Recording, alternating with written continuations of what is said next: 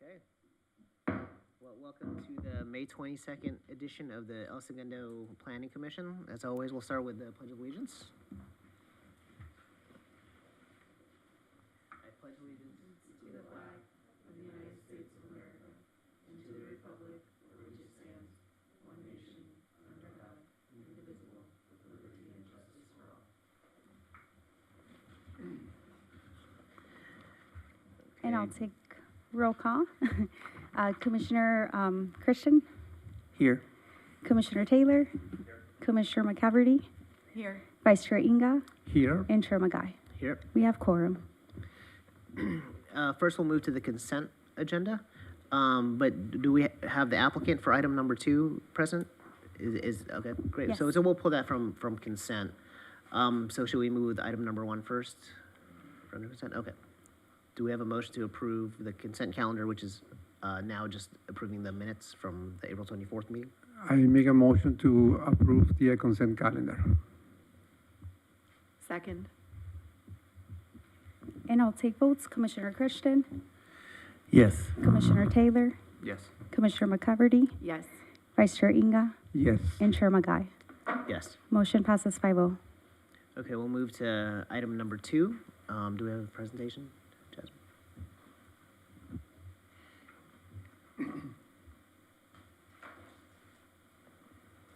We do have one. Good evening, Chair, Vice Chair, and Commissioners. My name is Jasmine, and I'll be presenting the item before you, which is a conditional use permit for Barsha, located at 203 West Grand Avenue. The proposed new wine bar and artisan food shop is specifically located in the Richmond Street District, where bars are permitted subject to an administrative use permit, my mistake earlier. The project is situated in a commercial area that allows a broader mixture of uses like breweries, tasting rooms, bars, professional, dental, and medical offices. The wine bar is going to offer amenities such as a retail wine shop and a tasting room. And I know you can't see it, but it's the circle location. I just wanted to show you that it is within the downtown specific plan area. The applicant is proposing to operate under a Type 42 ABC license, which allows the sale of beer and wine for on-site and off-site consumption. Food service is not required by this ABC type license. However, the applicant has opted to offer food pairings, such as salads, sandwiches, and charcuterie boards. The bar seating and lounge area is approximately 552 square feet. The retail space is approximately 175 square feet. No outdoor dining is being proposed for the site, and because there's no expansion to the existing building, no parking requirements are being triggered. The proposed new wine bar will not create any new impacts that would not be normally associated with the operation of a bar, and will continue to be consistent with the downtown specific plan zone. Staff has reviewed the proposed use and is recommending that the Planning Commission receive and file the Community Development's Director decision to approve Environmental Assessment EA 1385 and Administrative Use Permit AUP 2502. The applicant is present if you have any questions. Thank you. Do we have any questions for staff before we open up public comment? So let's open up public comment, and as always, we'll have the applicant be the first speaker if you choose to make comments and address the commission.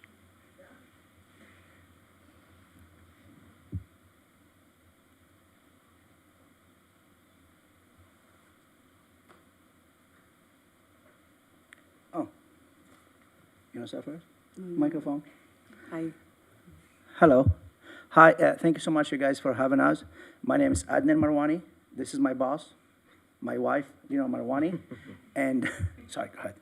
And we both own Barsha in Manhattan Beach and Hermosa Beach. We've been in business for a little over 13 years in Manhattan Beach, and the restaurant been there for almost 6 years. Why I'm nervous? I talk to people always for living. Now I'm like, hey, okay. Anyway, so we really thrilled and happy to be part of El Segundo City. We've been talking about it for many years, and to be part of the community, it's amazing. So I'll let Leonora take over.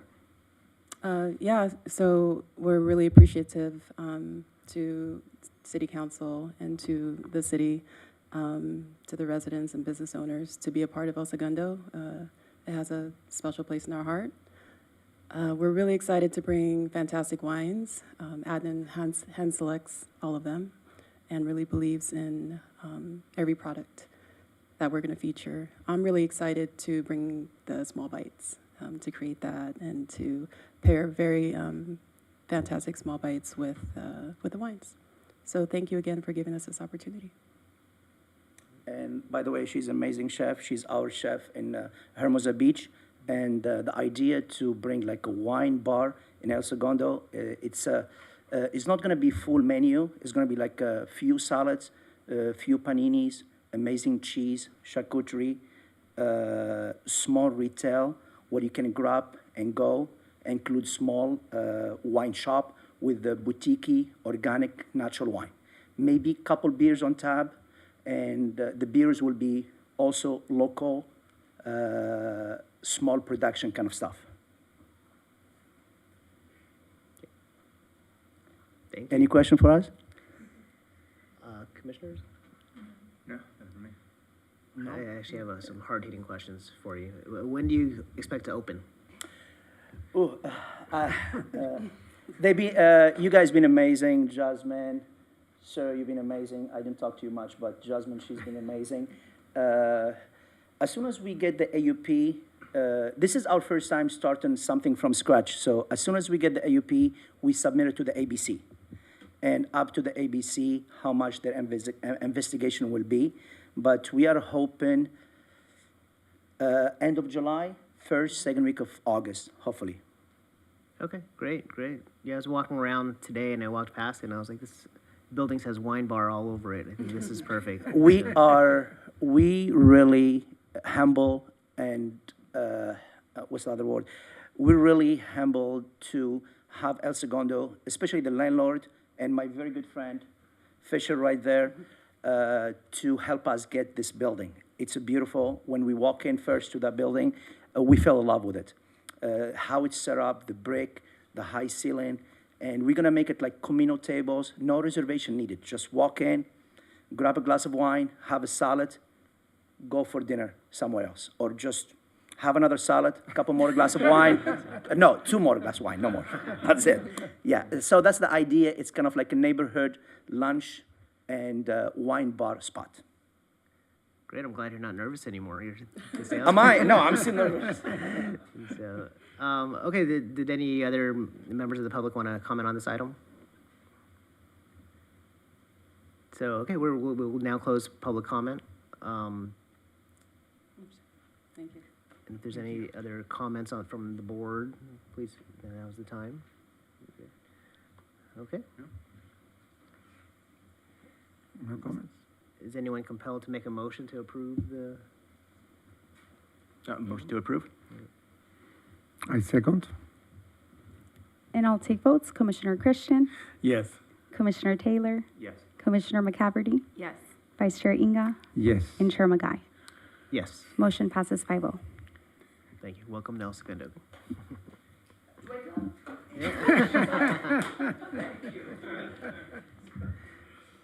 So, next up on the agenda, there's no public hearings. So new business is a selection of a planning commissioner to serve as a member of an ad hoc committee for future LA County special events. Thank you, Chair. Just to give a brief staff report or report out. On May 6th, during the City Council comments, Commissioner Keldorf had agendized for discussion and concurrence amongst her colleagues on council the establishment of an ad hoc committee made up of herself, or who ended up being appointed herself as a liaison from council, and then a member from the Planning Commission and a member from the Rec Park Commission, as well as somebody from the city's leadership or executive team. And so we're here to ask for that appointment. This committee, the ad hoc committee, would be driven towards any planning efforts, brainstorming, outreach of all things, special events that are happening on a regional basis, really leading up to the LA Olympics in 2028. There's a significant effort at a county level, City of LA level, and a lot of the smaller municipalities or jurisdictions like ourselves to start to ramp up planning activities, different things that we can do in our jurisdiction to either help support, host, market, or benefit from these programs, whether it be, or these events, whether it be our residents or folks visiting town, and really drawing them here to El Segundo from a marketing standpoint to land use considerations for special pop-up events or short-term rentals, or hosting as a hospitality host for visiting countries or nations that are here with their delegations. So there's a lot of different components to it. And so with that, it's probably a commitment all the way through to 2028. And I suppose if circumstances change, that the individual can change. But with that, looking for a single delegate of the Planning Commission to join this ad hoc committee, which would be a Brown Act committee. So these meetings would be published or posted for public availability or notice when those discussions do happen in a forum where decisions are being made or directions being given. So with that, I'm happy to answer any questions. It's still in the works. There will be a report back to City Council on what the work program actually will be made up of, and so it has not been ironed out yet. But as the member of this ad hoc committee, you'd be part of formulating what that work program does look like over the next 3 or 4 years. So happy to answer any questions or leave it to yourselves to appoint an individual. I just want to say that I need to recuse myself because I recently started working for LA 28. So to avoid any potential conflicts or anything like that, I'm gonna just observe here and see. Just to start discussion, I think that as a city, and I talked to Councilwoman Keldorf about this, and we agree that this is a really great opportunity for El Segundo to leverage our proximity to all the events, especially SoFi is right here, and I'm sure people want to be kind of in the Beach City area as much as possible. And it's a good chance for us to show off what we have here, and we can have long-term partnerships. She mentioned that we could potentially be a host city for specific countries here and there, which I think would be fantastic. So yeah, I think this is a great opportunity to have someone on the Planning Commission be part of this and have our kind of perspective represented. Yeah, I've actually been approached by citizens in the community asking what El Segundo was gonna be doing in preparation for 2028, so, I think it's a great idea. I don't know who's dying to be on it or anything. I certainly would be willing. I don't know if this is something that really like jazzes you or anyone, but I mean, I'm happy to do it. But if somebody else wants it more, I'm also happy not to do it. Don't you feel confident in me right now? Just to clarify, what other events are we talking? Are we talking about World Cup? Yeah, I'm sorry, I didn't elaborate that much on the event. So World Cup is certainly a big example, but there's also over the next several years, the Super Bowl is coming back to Los Angeles. There's also the NBA All-Star Game that's coming back to Los Angeles. And I probably am forgetting some, the US Open is coming back to, for rugby. You know anything else? So there are several events, coming down the pipeline that it wouldn't be excluded to discussions only about the Olympics. And I'll also add that we can program regular report backs to the commission so that dialogue and discussion can happen here, and then that delegate to this ad hoc can go back as well. So just so that, there's certainly everybody can participate, but we can program those sort of dialogues and report backs as well. I have another question. I'm just in my head thinking of somebody who had brought this up to me who's not on any city commissions or anything like that. Is this open to anybody else, or is it going to be small like that, or could we add more members if we think they would be helpful? Or is that something I could talk to? It's a good policy decision for council. Right now, the ad hoc committee was purely the appointed and electeds and a member from the executive team. Some, if not most of the meetings will be, all the meetings, if they're Brown Act meetings, will be made public. And so there will be opportunities for public to participate. Mark, thoughts? I think I think it'd be great if you're interested in it. It sounds like it'd be fun. I already jumped up and did the technical advisory committee thing, so, share the wealth and spread it around. So we have an recusal. I've already picked one, so you guys have at it. Steve, thoughts? Yeah, no, I'm fine if Melissa wants to do it. Absolutely. She'd be great. Okay, it's been decided. Do we need to vote? Yeah, they do. Not necessarily, as long as there's consensus, we can move forward with that, yeah.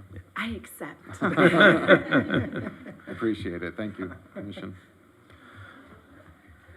Great, okay, so item D, unfinished business, a study session on incubator and innovative startup uses within the Smoky Hollow specific plan area. And Paul, you'll be presenting? Yeah. Great. Good evening, Chair McGuy and fellow commissioners. This is a study session regarding startup technology companies in Smoky Hollow. This is our second study session on this topic, and we had another study session in September last year. And I know that some of our commissioners joined the commission after September. So our presentation will provide some of the same background and also summarize what was discussed at the commission last time.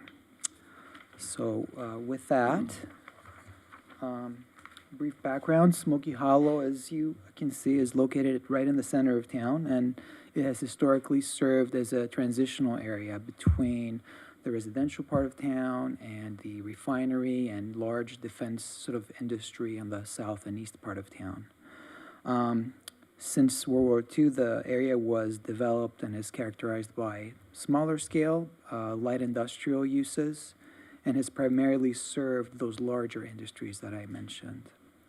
However, in the last couple of decades, we've noticed a gradual trend towards creative and technology offices and businesses moving to Smoky Hollow.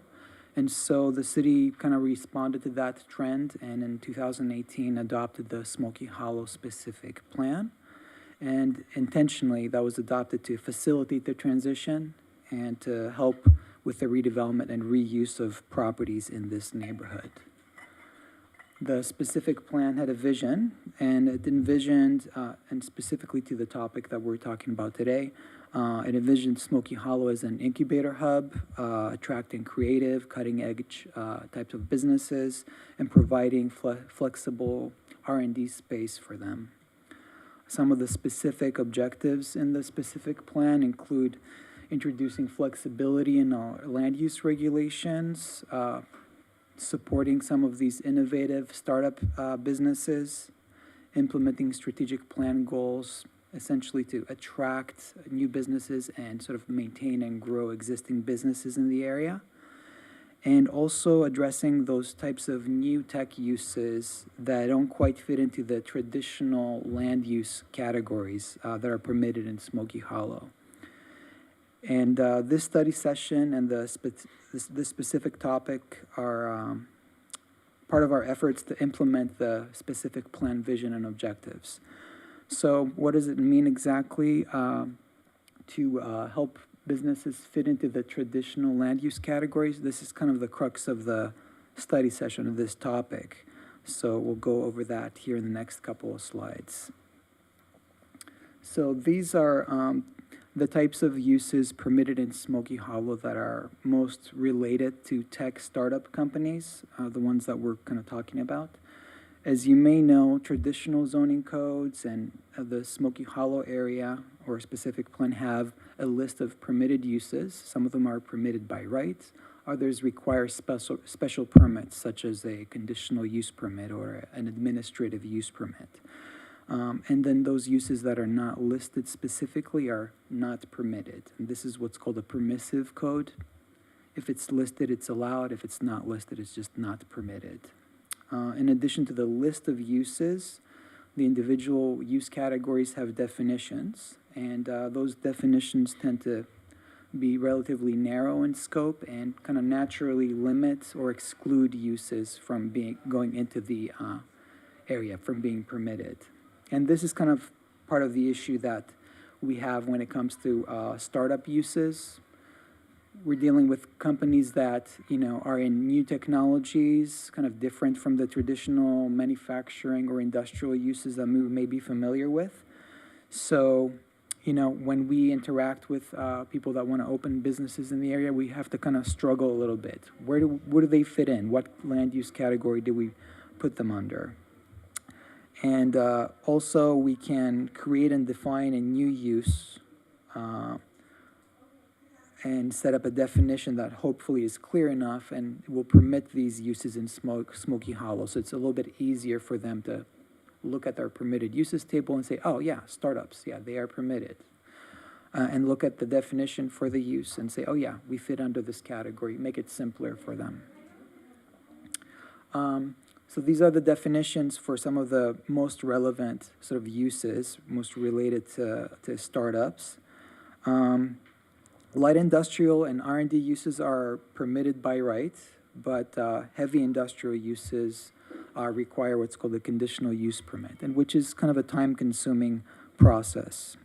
So when we staff interact with a new business, a startup, they may have characteristics of R&D, light industrial, or even some heavy industrial characteristics. And it's a little hard to categorize them, decide what they fit under. If we categorize them as heavy industrial, for instance, this could be problematic because they would have to go through a CEP process, and that would discourage new businesses from coming to Smoky Hollow. So the question is, how do we categorize them, or how do we set up a definition in a way that encourages and facilitates their locating in Smoky Hollow? Traditionally, heavy industrial uses are associated with the use of raw materials, something like a foundry where they're melting down metal, raw metal, and they're producing steel or sort of metal products. And the definitions in the regular municipal code do have a sort of a sharp distinction between the light industrial uses and the heavy industrial uses, those that use raw materials and those that don't. But if you take a look at the definitions a little bit more closely, in Smoky Hollow, they're a little different from the general code. There's a little bit of flexibility there. So, for instance, the research and development definition does not reference raw materials anywhere, so it doesn't specifically permit or prohibit their use. The light industrial definition does allude to it. It says that there are uses that are engaged in the manufacture predominantly from previously prepared materials. So it kind of leaves that door open that, okay, maybe a limited amount of raw materials could be permitted in certain circumstances or uses. And the heavy industrial definition in Smoky Hollow does not mention raw materials. It actually focuses more on manufacture or assembling of large, heavy items or materials in bulk, sort of mass manufacture, in other words.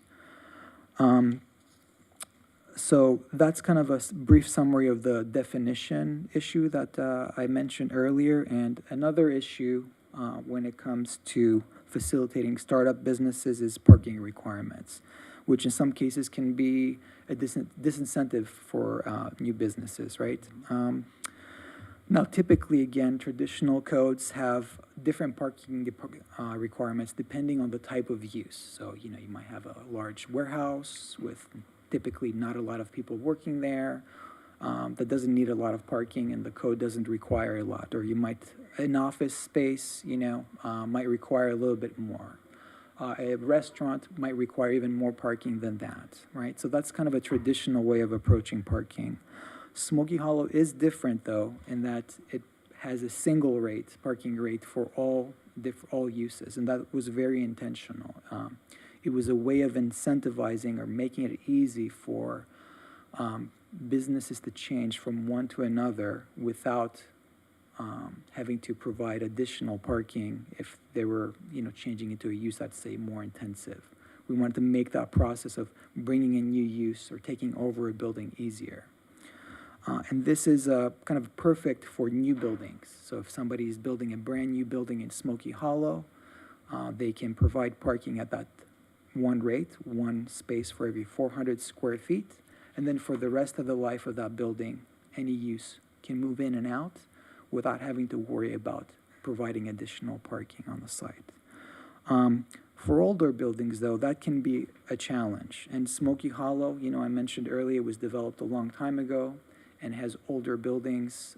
They were built as either industrial manufacturing or warehouses. And they were built under previous codes that didn't require a lot of parking for warehouses and industrial uses. So today, when those buildings change over to maybe a new creative office use or something similar, the specific plan says that when you change the use, we need to make sure that you at least meet that minimum requirement that we established. So that's where parking can become a challenge, right? So that's a little summary of, sort of the parking issue when it becomes a challenge.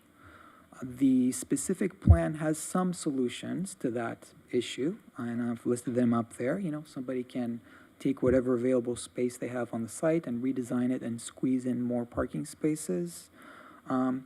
They can reach an agreement with a neighbor that happens to have extra parking, and rely on that to satisfy the parking requirements. Or we established a parking in lieu fee in Smoky Hollow at the same time as the specific plan was adopted to give people one more option. So instead of providing those additional parking spaces that they might need, they pay a fee instead of providing the extra parking spaces. But as you can see, the amount is pretty big, so that in itself can be discouraging for some businesses.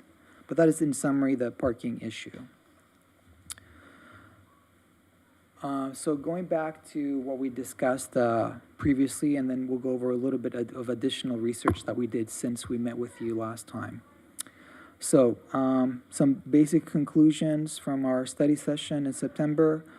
The Planning Commission at the time was open to establishing a definition for startup uses that was a little broader than your other typical definitions in the specific plan. That way, if they're broader in nature, the definition is broader in nature, it can kind of include more businesses, so we don't discourage or send away, these new startups that we want to attract.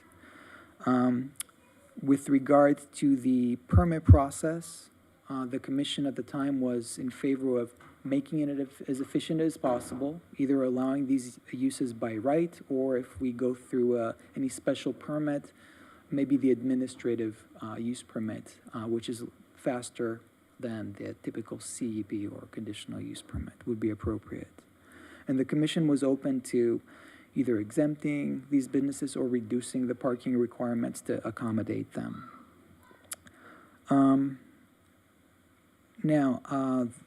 Since we talked to you last time, we did a little bit more research. We actually attended a real estate and startup businesses roundtable a couple of months ago, and we presented this particular issue to this group. It was hosted by city staff, people from our economic development team. The mayor and another council member were at this meeting, along with property owners, developers, professionals in real estate, and some of the startup businesses that are in El Segundo and in Smoky Hollow. So we presented this topic to them and wanted to get their feedback on a draft definition that we had worked on, and then any other thoughts that they may have. So the basic input that we got was, as the slide says, keep the definition short. You can make it broad, but you don't want to allow all the different types of industries. Perhaps focus on those businesses or industries that are already in town, and you sort of double down on what you have there. Build on the talent pool that you have in the area. That was one of the comments that we received. The entire group was very open to streamlining the process as much as possible, right? To just allow these businesses to come in easily and start business. Potentially eliminate any sort of environmental reviews or reduce them as much as possible to encourage businesses. With regard to parking, they're open to the suggestion of reducing or exempting startups, but more broadly, they said, let the market decide. And in some cases, some property owners and some of these businesses said, well, we sometimes need more parking than the minimum required, so might as well let the market decide, how much parking to provide. We talked to one property owner in the area in particular that said, they built new buildings or made additions to their existing buildings on their property, and they met that minimum requirement, the 1 per 400. But in retrospect, they said, oh, maybe we should have provided even more parking, because parking tends to attract tenants. If there's extra parking, it makes it easier for them. So that's why they were in favor of kind of, leaving things be with parking, letting the market decide. There was some discussion about manufacturing activity and, just being cautious, making sure that new businesses don't bring in, pollution or sort of negative impacts, environmental impacts, noise, and so forth. That was kind of a brief summary of what we heard from this roundtable. At the commission and at this roundtable, there was some discussion about raw materials and hazardous materials. So we kind of contacted our fire department staff that deal with hazardous materials, environmental safety, and they gave us some information that was in the report, but I have a brief summary here. So, Paul, just, yes. What is the outline of the presentation? I'm wondering if there's a clean break where we can potentially talk about the parking situation, then move on to the next, and ask questions, and then move on to the next session and ask questions instead of holding all of our questions till the end. Yeah, so I'm going to touch briefly on this hazardous materials issue, show you the sort of a refined definition that we're considering, that we've been working on, and then some options for how to address sort of the parking issues and so forth. So I would say maybe 4 more slides and okay, then we'll be wait till basically that done. Then. Thanks. Yeah. So with regard to hazardous materials, we spoke to fire department staff, and they basically told us that, all new businesses that come to town, whether they need a conditional use permit or an administrative use permit, or they're permitted by right according to the zoning regulations, they are subject to, the regulations on hazardous materials. The fire codes have sort of some thresholds, some criteria for reporting the amount of hazardous materials that a business may process or use or store. And all businesses have some hazardous materials of various quantities. So, if you have cleaning materials in an office or a business, that's considered a hazardous material. And if you have more than a certain amount, then you have to report that to the fire department when your business starts. And then the fire department has sort of jurisdiction, and then they review your business plan for how do you handle these materials in your business. And they do regular inspections of all the businesses in town that have reported, that they use some materials. And then, they do those inspections, and, they issue correction notices, and they work with the businesses to correct any issues. So there is some review, sort of regulation of hazardous materials, whether we make something permitted by right or require some special permit like an AUP or a CUP. That was kind of the point, that there is some regulation there, some oversight. That kind of summarizes some of the research that we've did in the background. And we fine-tuned the definition the draft definition that we showed you before based on the feedback that we received from you and other sources. The definition, again, is relatively broad at the beginning, but it has some specific sort of parameters or descriptions of, what activities are typically permitted as part of a startup use, what types of industries it caters to. I'm going to go to the next slide here, the permitted industry types, a description of, some typical operational characteristics of startups.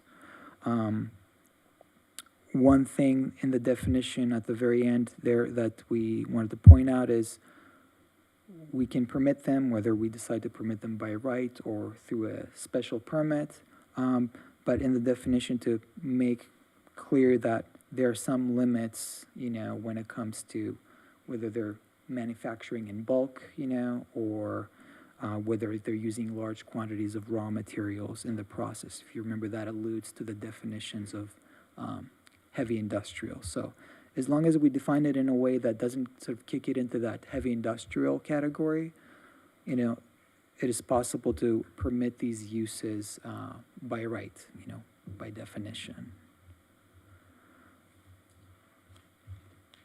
And as far as the permit process, staff was thinking that even though last year we were talking about potentially requiring maybe an AUP, administrative use permit, that it may be possible to allow these uses by right, and then simply define some parameters about, what constitutes large or bulk manufacturing, or, the amounts of raw materials that could be used, and we can come up with some parameters for that. We can do that either by doing more research and including something in the code, or maybe a more informal policy administered by staff for that purpose. And with regard to parking, there are several options. We can either just maintain the same parking requirements that we apply to all other uses, not do anything special.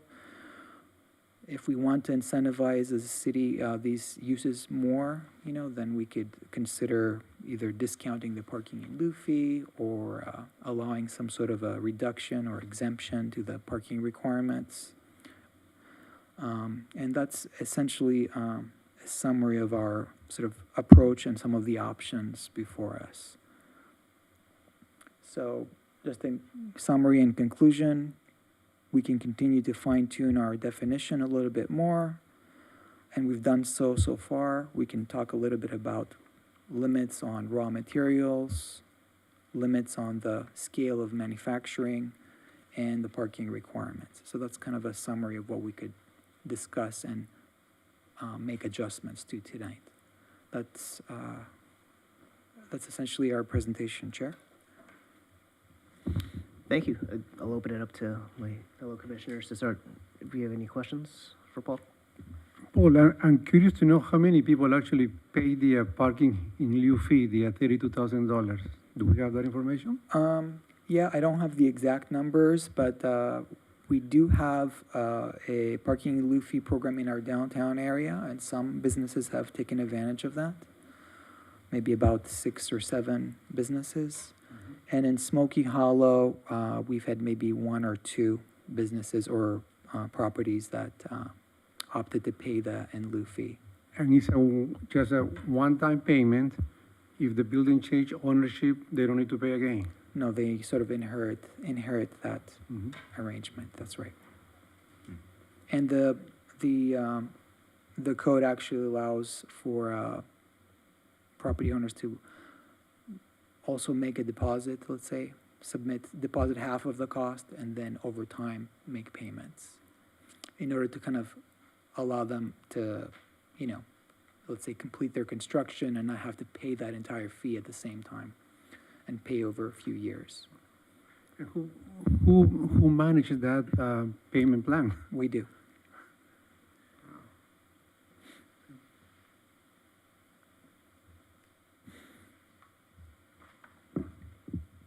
I wasn't here in September, so, when this all started, you keep saying incentivize businesses to come here. Is this an issue we're having in the city, that we don't have enough businesses in the Smoky Hollow area, and that's why we're trying to attract people? Well, the Smoky Hollow specific plan was drafted specifically to encourage, startup businesses, technology businesses to come to the area.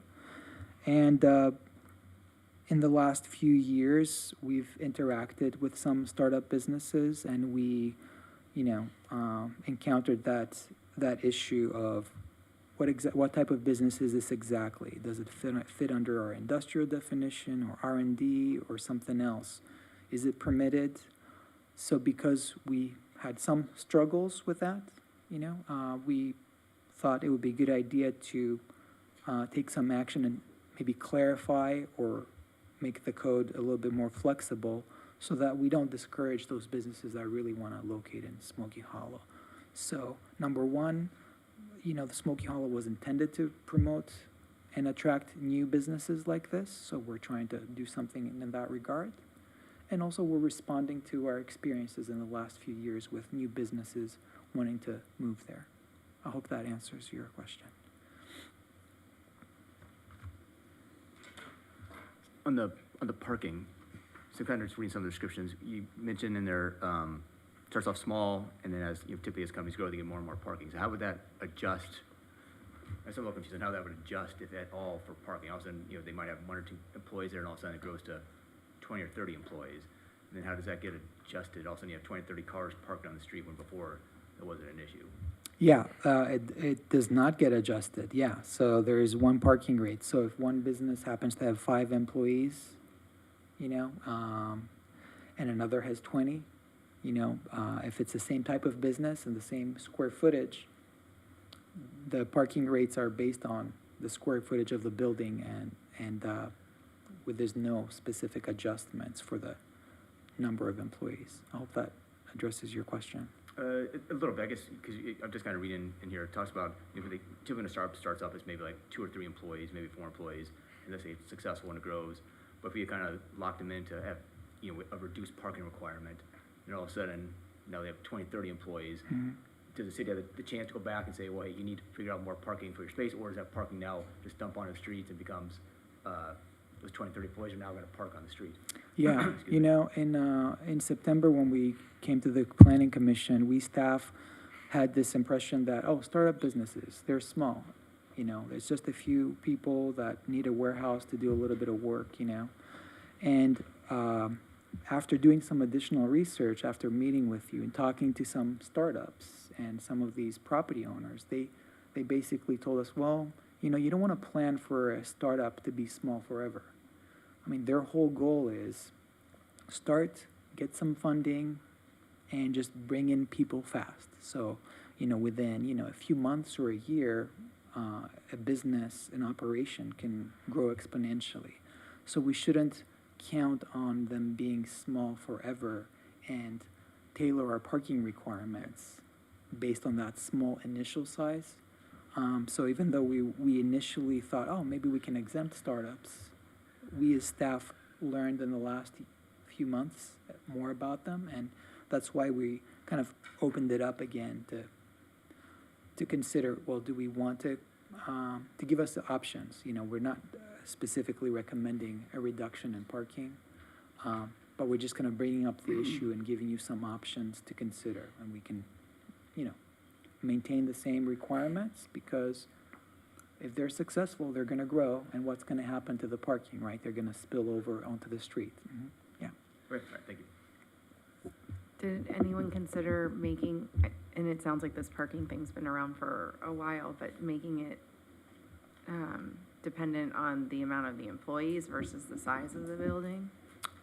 It's not something we had considered. It's just that the number of employees changes a lot, whereas typically the size of the building does not change as much. So it will be a little hard to adjust constantly, the parking requirements based on the number of Parking is employees. just an absolute nightmare over there. I don't go to the coffee shop over there because of specifically parking. Mm-hmm. And so then now we're gonna have businesses spilling even more into the 10 parking spots over there. Mm-hmm. I don't know. I don't know what the solution is, but, it seems like we're being awfully nice. Well, this is just an item that we brought to you for discussion purposes, and, we will take into account any feedback you give us and kind of tailor any ordinance in that direction based on what we hear from you. Yeah.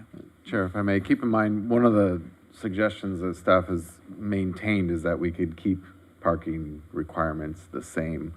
I'll share a little bit of context as it relates to parking in cities all over Southern California struggle with this, particularly in areas that have higher density commercial or compacted commercial and industrial uses, like in this case, especially uses like this that are abutting sort of medium density residential. It's a frequent conflict that exists throughout Southern California. And a lot of cities struggle with when do you pull the lever of, okay, now you have to comply with parking? Because it's always this dance between, are we okay with spaces not being able to find tenants, et cetera, because the parking guidelines or requirements are so strict, versus the inverse of, just for the sake of keeping tenancy and attracting businesses, as long as they're not building anything new. And that's sort of how the downtown specific plan has been structured. But once you demolish and build something new, now you have to provide parking. And every city is vastly different. There's no right solution. There's several different varying degrees in between those things. And so we might not figure this piece out tonight, but it would be good to know some of the direction, the suggestion of just not requiring any parking clearly came from the community or the group that wants to come in and have the minimum level of hurdles, right? So we're reporting out, but part of that challenge is trying to find that right solution and that balance between helping and incentivizing, making sure that we continue to find solutions to tenanting buildings and maintaining that occupancy of Smoky Hollow, while also solving other problems like parking.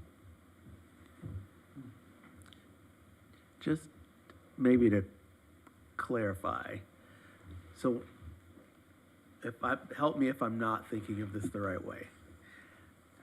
This idea of how expansive or constrictive the parking would be sort of rests at the feet of the developers, right? Like tenants aren't going to come in, like tenants aren't going to have to pay a fee related to these fees or whatever. Like a developer who wants to build a space is going to tell you what the capacity they expect it to be, depending on the uses that they want to build it for.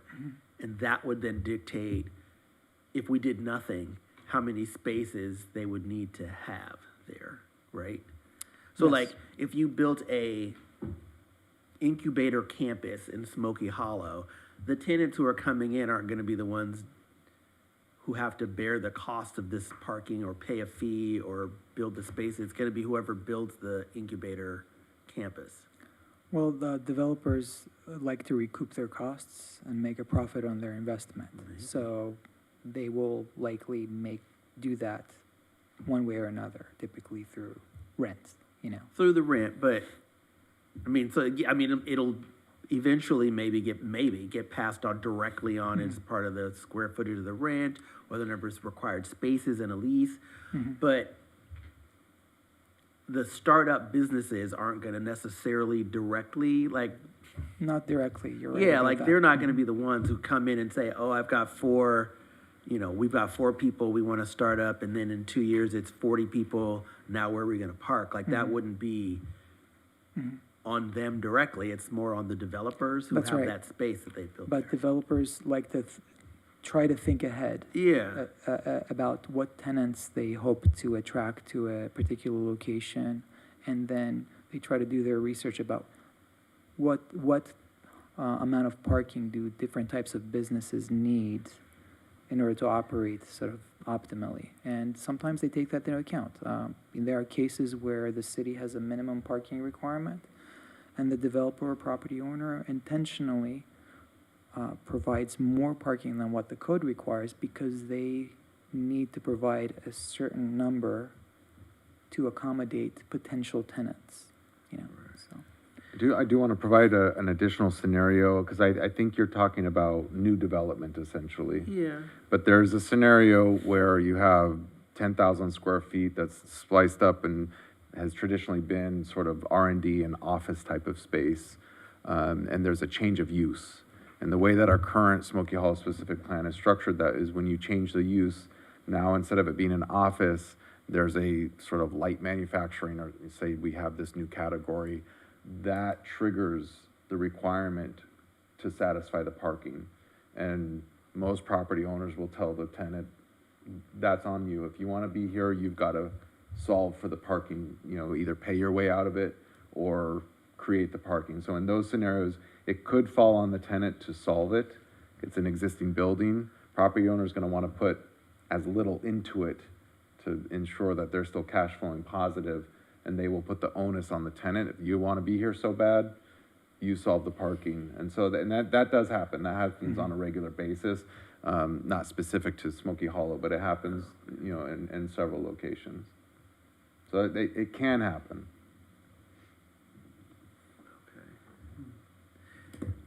And a lot of that would be then driven, going back to this idea of trying to create a broad incubator type definition, because it could be so many things. The math of just for parking, just the math around even if we were trying to plot out what a startup in a particular type of use might be, how you would pencil out that growth to figure out what parking might be, was vastly different between a software company and light industrial, or what's the other one? Heavy industrial? Heavy industrial, yeah. All right. It's almost like we're asking it to do a lot. We're asking that one definition to do a lot, just with respect to parking. And is one of our options to look at these on a case-by-case basis when it comes to the parking? Not have to decide up front if it's gonna be half or none, or the standard, 32,000 per 400 square feet, or whatever it was, or $32,000 per space for every 400 square feet? If I may, today the parking rate is what it is, so it's one Yeah. space for every 400 square feet. So if there is a business that wants to move in and they don't have on the property that amount of parking, they would either, have to find parking off-site or pay the fee, or they can, and this does happen from time to time here, they can submit a parking demand study to the city for review, where they describe the operation of the business, the number of employees, any sort of transit or bicycle facilities that they plan to offer, and they demonstrate that their business, or try to demonstrate that their operation, their type of use, does not require as much parking as the code requires. And that is typically reviewed by staff first, and then brought to the planning commission for review. And then if staff or the city, let's say, concurs with the conclusions of that parking demand study, we can approve reductions in the parking. Although And that they is, pay for that? yes, they pay for that, and there's some time associated with that process. And Paul, remind me, there was an option at one point, and Commissioner Christian, I think you made this point during the study session as well, that because of the diversity and how many different types of businesses this could be, or the makeup of the business, we kind of want to see each one, because each requires a unique analysis. And so we had also talked about an AUP, For that which purpose. similarly is an administrative process, but comes to the commission and allows us to require things like a parking or trip generation, parking demand study or trip generation analysis that is factored into that. So that's certainly still an option as well, because that you're struggling with the same thing that we're trying to fit something in a box that's not binary, it's either or it's both, or it's all of it, and so. Right. You're struggling with the same thing, that we're trying to create maybe a couple different boxes, but maybe there is no by right. It was a suggestion, we had made at one point. Maybe it's AUP and then the larger, the conditional use permit for the heavy manufacturing, as we also previously talked about. Yeah, that sounds familiar. And I'm glad I'm consistent then. Struggling the same way, or thinking about the same way. Yeah, the parking thing, I guess, is kind of continue to be a struggle. My other questions sort of were going back a few slides that had to do with there's a slide that kind of described the objectives, which feel like, I think it's like slide 8, maybe.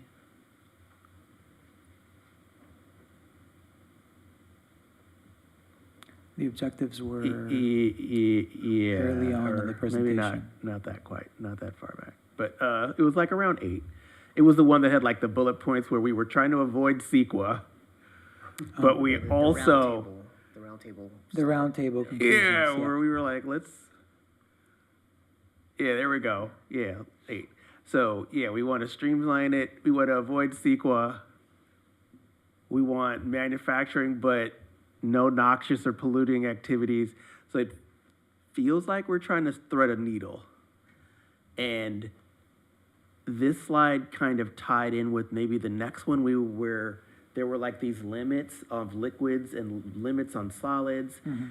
Those came from fire and Yeah, environmental safety, yeah. what are those based on, if not CEQA standards? They Like, where'd are they get those? actually part of state code regarding the proper sort of management and handling of hazardous materials. So those are limits set in state code, basically requiring all businesses to report quantities larger than those particular thresholds Yeah. to the local sort of agency that oversees hazardous materials for regulation and oversight. And and maybe I'm going too far with what I thought the assumption was, but did we think that amounts below those limits would satisfy no noxious or polluting activities? Because we think that 485 pounds or, They don't necessarily relate 100%. In other Okay. words, you could have an operation that utilizes much more than those minimum reportable amounts, but because it's a clean operation, it has no environmental impacts according to CEQA. but So- if we're trying to, and maybe I'm missing it, if we're trying to avoid CEQA, how do we make those determinations? Like, how do we? Yeah. Paul, I wasn't at the round table, but I recall it was described to me that the exemption from CEQA came out of a conversation that was really more driven about just new development, that the 50,000 square foot threshold for new development that triggers a site plan review. So it wasn't entirely related to this Okay. specific discussion about whether an incubator use can go into a location or not. It was more a general brainstorm about what are the barriers to new development. I see. In general, in El Segundo, there's a threshold of 50,000 square feet that triggers a discretionary review, which is a site plan review, which also requires some level of CEQA analysis. And so it wasn't directly tied to the conversation about incubator uses Okay. from that standpoint. Okay. Yeah, I was linking all three together and going, huh? So, okay. Got it. Okay. Chair Magai, Planning Commission, if I could just add to Michael's point, this is Joaquin out in the ether on Zoom. Just on the CEQA note, wanted to just note the trend for state and local governments in dealing with whether it's housing or other CEQA environmental determinations is to try as much as possible to validly use CEQA exemptions. And there are more and more exemptions being authorized by the state legislature to help facilitate development, real estate growth. And then there's also the nuance about should something be litigated, the the burden is more favorable when an exemption is used as opposed to a negative declaration or an EIR. They're a little easier to defend. So another benefit of using literal CEQA exemptions when those are in play. Thanks.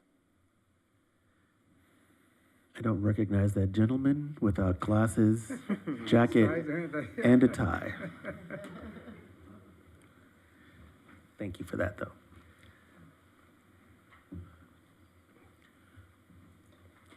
I mean, for today's purposes, we want to, I think it's pretty clear, we should keep the parking, if we're just on parking, you know, to what, at least what it is. I mean, that's what we have to, I guess, recommend. We have to discuss it further, I think. Yeah, but, I think that you brought up a really good point that, you know, well, the way I look at it, it's being flexible on parking for development is fantastic until you run out of parking. And we may or may not be there already. So that's a little concerning to me. A couple of things that were, I guess, maybe it's on a different slide, but just going to go through some of my notes now. So an option was traffic demand management, like voluntary, on a voluntary basis, which I think is good in theory, but that usually works well for larger organizations that have the, you know, they can van pool, carpool, whatever it is, or in spaces where there's a lot of public access to public transportation, which we don't have. So I think that would not work in my eyes. And also letting the market decide, we have to have some sort of guardrails, and I think those guardrails are, you know, what we have existing. I think that what we have existing right now is good. And then on the CEQA point, I think that CEQA to me is not using CEQA more often than you really have to. That's not an issue. It's either it qualifies for an exemption or it doesn't. I don't think we have to drive things to negative declarations or you know, initial studies unless we have to. So if it's in play, then we should definitely use it. But I also have kind of this, there's two opposing things, like try to skip environmental review and then not have polluting or noxious kind of activities. So we have to do the environmental review for these kind of, to see if it does not have noxious or polluting activities. So keep going through. I'm gonna just go, you know, bullet by bullet here. Yeah. So when we say we want to make it easier, I understand making it easier as we can to generate business, but I don't, like you were saying, are we making it too easy? Are we being too nice, especially specifically for the heavy manufacturing? I think that should, you know, that in my eyes, that should not be a use by right. That should be something that should be reviewed just because of the nature of what it is, and it could be polluting. And a question, so if somebody pays, I don't know, they buy 3 spots, right? And then the use changes and they need less. So they're just sitting on a spot that they've purchased that carries along with the building? Yes, Okay. yeah. And then if it changes again, he has that extra spot to use. Right. He can't, okay. I think that was it. But I think I'm with you. I think that we have to have these kind of guardrails. I think what we have in place isn't horribly bad. I think that the 32,000 might be a lot. I don't know what the market is, what other cities do. If there's flexibility there, maybe we can do that. But I think that having no parking requirements or really, really lax parking requirements might kind of make a existing problem worse. Is there any history or context around that very specific number per parking Yeah, how do we space? get to that? Yes, when What a the precise number. in order to establish that parking in lieu fee program, we commissioned a study by a parking sort of consulting firm, and they looked into what the potential parking demand would be for Smoky Hollow, you know, in the next 10, 20 years, how much parking there was in the district, how much parking could feasibly be constructed in the district, and what the cost of constructing that parking might be. So they used all those factors to sort of calculate, you know, what a parking space sort of costs if you were going to build the parking in Smoky Hollow.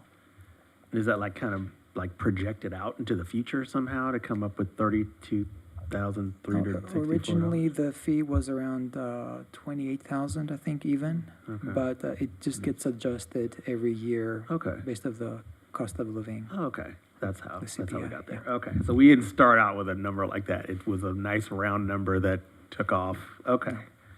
Got it. So what are the decisions that we have to make? I think there was a slide, maybe there's a second to last. Yeah, slide. there were a few topics that where we could use some of your feedback. So one is, you know, if you look at the definition, if you have any suggestions on the definition itself, with regard to the topic of raw materials, if you remember, we talked a little bit about how the definition of light industrial does not preclude some limited use of raw materials in the process, as long as it's not the predominant, you know, sort of use. So if you would be okay with startup uses being treated as a use permitted by right, even if they use a minimum amount of raw materials, for instance. So that's one sort of topic where it would be good to hear some of your thoughts. Another is, again, drawing on the definition of heavy industrial, you know, limits on sort of the scale of the manufacturing. So a startup use could start as a very small operation where there's some research and then research and development, the developing prototypes, but then they could essentially, even as a startup, start some limited manufacturing, you know, as they establish themselves as a business. So if that's something that sounds reasonable to treat businesses as startups, even if as they start to transition from simply developing prototypes of products to some limited sort of manufacturing activity. And that seems to be consistent with, you know, the light industrial definition, you know, a use by right. So just wanted to hear your thoughts on that topic. We've heard about parking, and that's very helpful feedback. It helps us to kind of zero in on what we need to do with an ordinance. So any other thoughts you have on some of these topics? So would there be, I guess, a metric for a percentage of raw materials that we would have to come up with, or percentage, or some metric for where the manufacturing line is, I guess? You know, that's something that we don't know the answer to 100%. That's part of the conversation. You know, if you come up with a specific metric, for instance, you know, I don't know, 100 pounds of this material, right? Mm-hmm. And then you go into a CEP. Well, then a startup comes in with 101 pounds, you know. So do you just send them away? So it would be good to hear about that topic, about how strict we want to be, whether there should be some flexibility, whether it should be written in our code, or whether we should have a more, let's say, informal policy that we can update as we go and without having to go through a, you know, specific plan amendment or code amendment. So it would be good to hear about that. So we don't have to come up with a specific limitation, but if you're open to letting staff determine something at the policy level, at the department level, it would be good to hear whether you feel comfortable with us approaching it that way, for instance. I'd be good with that. I don't think that us on the dais can come up with these kind of metrics. So I think anything you could propose, or with flexibility. We don't want to be too rigid to drive people away, but. Mm-hmm.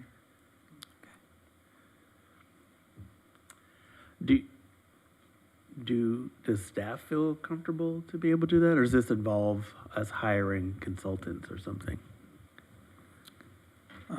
We may have to do a little bit more discussion internally with fire department, flush out some of those issues with them, and do maybe a little bit more research on that topic.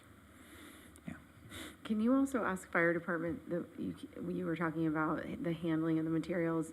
I'm presuming that includes disposal of hazardous material. That's like my biggest concern when I hear those kinds of materials. So Mhm. just please make sure that's included. Yes. Maybe an easy one would be, is there any appetite to allow anything in any category by right? I thought that two of the items were already by right. Well, I mean, if you were just traditional R&D, then yeah, or if you were traditional, I don't know what other, the other categories we have are, but this is the combination of several things. So, is there a version of anything that the commission feels comfortable with? I felt like there were three big categories. It was like something light and then heavy. What was the And then first? R&D. It was just, is that just R&D, like broadly? So it was like software and Yeah. other, I mean, and I'd be interested to hear the commissioner's opinions. Like some of those, like the research and development seems like maybe anything that's like software or service, seems like good places. I get a weird feeling in my stomach over heavy industrial, but that's the one where we're talking about conditional use, right? And then, so I think the one where we're probably struggling the most with is what would go into this light industrial. So I mean, if we had a sort of a Venn diagram, what we're talking about is light industrial with raw organic materials. And what is that piece, if any appetite? And I don't have a suggestion. I don't know, because it's such a big universe of materials that you can't, it's hard to prescribe that. And so I'm just maybe trying to get that one off the table if we can. I'm not really comfortable with by right for that one. Yeah. for light industrial. For the light industrial. Yeah, I mean, like, I clearly mean- it's not for the heavy, but even on the light, Because where's the line, right? When is it no longer light? So today it's light industrial is permitted by right. oh, it is. Yeah. Oh. But the sort of the line, gap yeah. that we're trying to fill is once you add raw organic material, it kicks it into heavy industrial. Or once you add sort of mass production of products that are for sale, it kicks it into this other category. So is there any universe working with sand from the beach? Or, is there any universe where we don't really care as much because it's non-toxic, it's hazardous, or is that too hard to define and everything should just be default AUP or kicked into the heavy industrial category, which would be a full CUP? I guess I don't. Would it make our lives incredibly difficult if they had to come to us to get administrative use permits for these things? Is council contemplating a scenario where we set these guardrails and then stuff just runs through the planning division and it just bypasses us altogether because it was by right, we never see it because we already predetermined it was okay? The ultimate goal is find the right solution to the right problem. And so whether it's more or less, work on your end or the applicant's end is not necessarily the driving factor. It's trying to figure out what the right solution to the right problem is. And originally this started because we had some relatively benign uses that didn't squarely fit into research and development and did not squarely fit into any of the other categories, but because they had raw materials, they automatically got kicked to a CUP and they walked. There's been several examples of that at least in the 4 years that I've been here, many examples where they've walked because the conditional use permit can be tens and thousands of dollars with no guaranteed outcome. And so we originally started this conversation because there seemed to be this universe and a problem that existed, and we didn't have a great solution for the ones that it just didn't make sense to go through that whole CUP process. So that's kind of where this started, if that helps at all. It does. I think, and so if we were to say, we want to see it all, so it's going to be, well, except for the CPs, but we want administrative use permits for like all this stuff so we can figure out together as a group, like what category do we think it fits in, and do we think this is enough or not enough in terms of whether it's raw materials or not. And then, because I feel like part of this is going to be, we have no idea what innovation is going to create for us over the next, however long.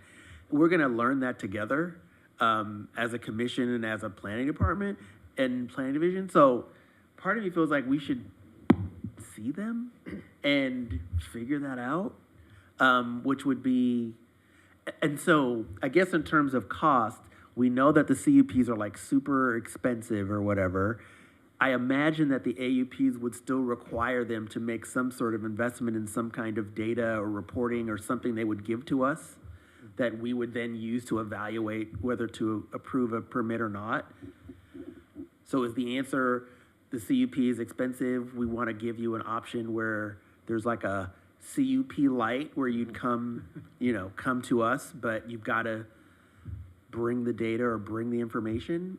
Maybe that's the answer, without us having to give everything away by right, and or keep ourselves up at night because we agreed to just throw the barn doors open. Like maybe that's the answer. Like I'm not against seeing permit applications and figuring it out, but. And if I may, the AUP process is not a foreign process. I mean, you just went through one, right? The only caveat there is unlike a CUP, the decision on that ultimately rests on the commission as a whole. The AUP is done administratively. It's the decision is made by the director, but we bring it to you per our code as a receive and file. Traditionally, what the commission has done, especially with restaurants that have alcohol, they pull it and then you're able to discuss it. And at that time, even at that time, you could discuss some of the intricacies of that particular use that's coming before you, or that's been approved by the director with certain conditions.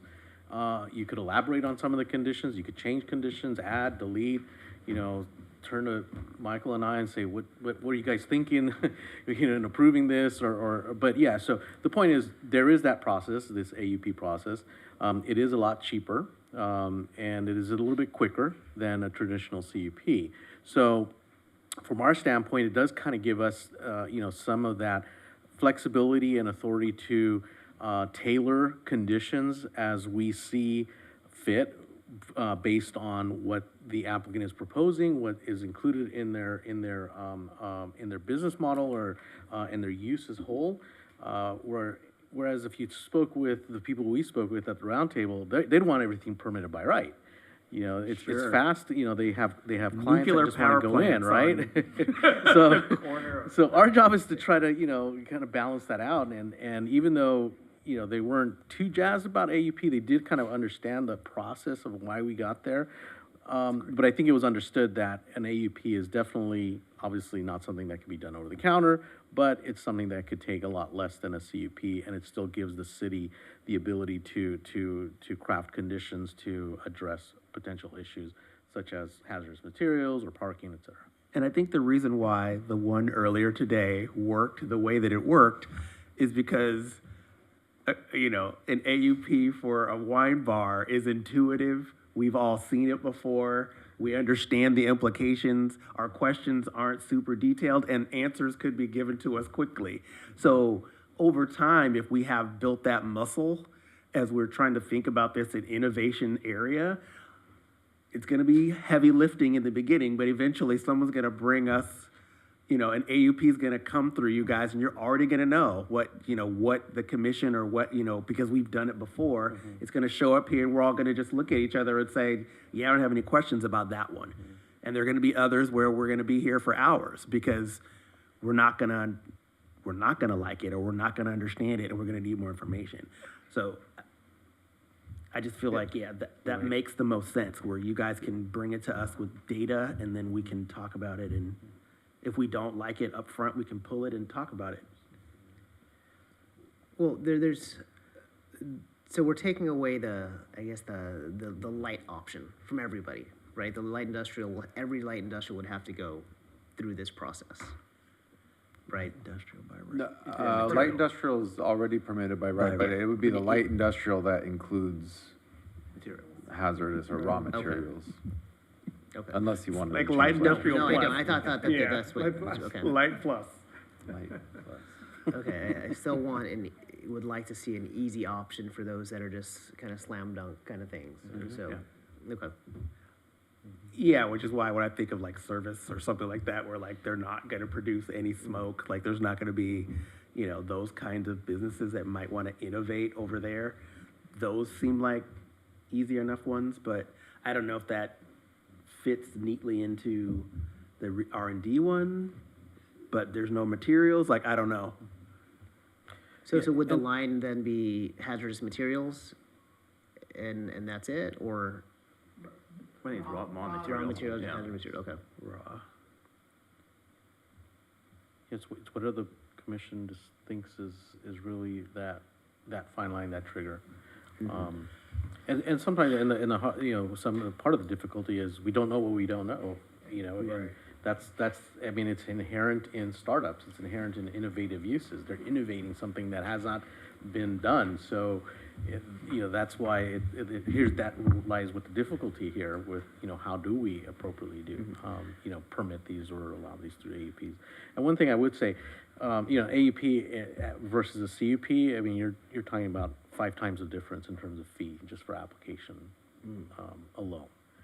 So that's a big, and it's additional time because it does have to go through a certain process and, we can't just put it on the next available meeting. Right. So there's that additional So, time. do we have a definition for raw materials? I mean, can we call it raw industrial materials or something like that? I mean, raw materials can be like I think Michael mentioned sand, things like that, but yeah. I don't think we do. No. Which is probably another problem we gotta solve.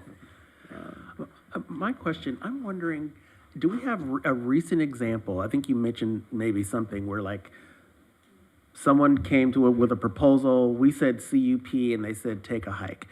Do we have, does the planning department have a recent example where a business came, we ended up not being able to make it work, but you guys thought, man, I really wish that we could have made it work by changing X, Y, Z, and that's what that's the kind of change or tweak that would have made that we're out of here turn into a maybe? Like, I'm trying to figure out, like, it sounds like we think there's a problem we're trying to solve, but is there an example where you guys, thought something could have worked and it didn't, and we're trying to solve for that now? Not off the top of my head. If you remember during the study session, we talked a little bit about the nuclear fission Yes, example. it's in my mind. And that it on the surface, it sounded so scary because the word nuclear and what everybody associates that with. But in today's science and methods and processes, there was actually nothing volatile about what they were doing on site, but they were kicked into the CUP process. And that was something that I probably would have looked at that and said, an AUP is appropriate or it's far more appropriate because it still gives us a mechanism to do some analytics and condition it and be able to, regulate it in a way that we could address concerns, but wouldn't be a high barrier for them to get over. But they found a better location for them and that didn't have such a high barrier. Where'd they go? I think they went to Hawthorne. So not that far. No. Or Long Beach, one or the other. Well, Can't that's remember. further. Well, it's still not that far. Though. If there's a nuclear disaster, I guess it'd be better if it's in Long Beach than in Hawthorne. But that was literally the thing I was thinking about. It was so I was like, did I make that up? That somebody had like mini nuclear reactors they wanted to build in Sleepy Hollow, and we said Smoky Hollow, and we were like, no. But so you think there was something we could have done differently that maybe going through this process might have made that successful. Right, but quantifying what they were doing is and this is why we're struggling. It's really hard to do, which maybe the AUP or is the right conduit because it gives us that flexibility to treat every scenario a little bit more uniquely. Right. And then whenever anything else that meets the same category comes in, we'll know exactly how to deal with it. Okay. But that's the only one I could think of. And it would have offhand. made us then us as a collective become experts in miniature nuclear power before. Yeah. Okay, but so you think, hey, AUP process would have been a way to at least get the discussion going instead of going directly to CUP. Yeah, I mean, based on my conversations with them, they would have gone through that process. I think it's like $4,000 or $5,000. For the AUP? AUP is 3,100. Oh, 3,100 plus maybe some technical studies, which have been a few more thousand, depending on what it was. They would have gone through that in order to land where they wanted to land. And we here. still could have just said no when they were done, but it would have Sure. been cheaper. Yeah. For Yeah. them, It's a cheaper for us no. to say no. But The Cheaper and CU faster, no. The CUP starts off at $17,846, just the application. There's additional fees. yeah. Okay. All right. And I will say, I mean, too, you know, I know Michael raised that as an example, but, you know, there's other variables, obviously, that will dictate why someone opts not to come in here. You know, they may already be looking at other locations and find, hey, you know, this is more suitable, or I can go in now. You know, and we may end up with the same situation with an AUP, you know, where, because there is a little bit of time, but if they find someplace else that, you know, they're ready to go in, and that city's planning department has their own definitions that, you know, and they're just, yeah, let's go in there. So, you know, there's just so many variables, different variables too, that, you know, that we don't have control over, that will dictate whether someone's gonna come here or not, so. But we're trying to make things easier, obviously, but at the same time, coming up with a solution that still protects us and our community and our residents as well. Do any of our neighbors have a prefixed, like, innovation hub type use? No, Policy. I should have grabbed that study that the consultant Stephanie did for, you know, so we hired a consultant in the very beginning conversation here to do a nationwide scouring search of any other municipality that was looking at incubation or innovation uses of, or anything in that world, from software, tech startups to actual manufacturing. And there was not there was a lot of examples of things that we could borrow little pieces from, but didn't seem to be the right fit. Because honestly, if there was the right fit, we would have just come here with that. If you know, we don't like to reinvent the wheel. We also like to make sure that we do things that are, you know, unique in solving the problem that we want to solve. But if somebody's already solved it, we definitely borrow where we can, and we would have grabbed from that. There are a lot of really good examples in this world. There's not something that's exactly what we're doing here. Something as a starting point, I guess. Yeah. Okay. And hopefully we could be the example for other cities. A good example. A good example, yes. Yeah. Okay. So do we have clarity then on the items in the summary? I think that It sounds to me that the commission is kind of leaning towards requiring an AUP for startup uses when they start to utilize raw materials or hazardous engage materials and raw materials. over, you know, okay. And we have to figure out what raw materials means. And I saw you had recommended some by right uses, but if when we see it again, maybe some examples? Some examples of by right uses. Yeah, Open and light industrial stay by right, unless it's light industrial with raw material. With the then that would exception go of into raw, AEP, yeah. I And guess. that's where that's the line then. Yeah, Right. it's an okay line. Yeah, I think we can work on something that could perhaps have, you know, maybe those types of startup uses that are kind of permitted by right, maybe kind of that, just, you know, these,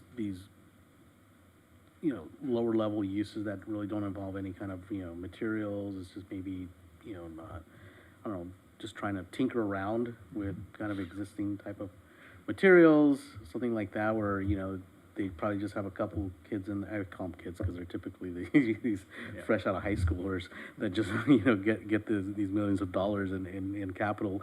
But yeah, you know, if they're just kind of in there, kind of tinkering around, trying to figure out this next prototype and how to do that, they're not making any noise, you know, maybe those are kind of like limited type of uses that we could permit. I mean, we'll bring this before you, but I'm thinking maybe something like that, but it's now determining what that threshold to the AUP, and one of those thresholds is gonna be hazardous materials.